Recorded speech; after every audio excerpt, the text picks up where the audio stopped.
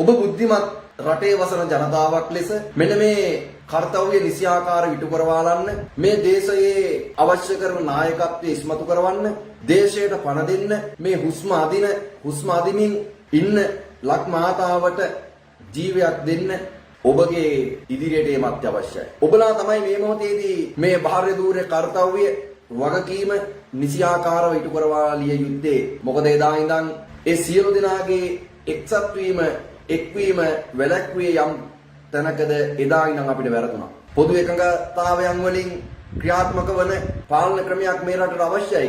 විවිධාකාරව විවිධ රාමුවන් තුලින් දියුණුවේ මාවත ඉවර කරන පාලන ක්‍රමවේදයක් අපිට අවශ්‍යයි.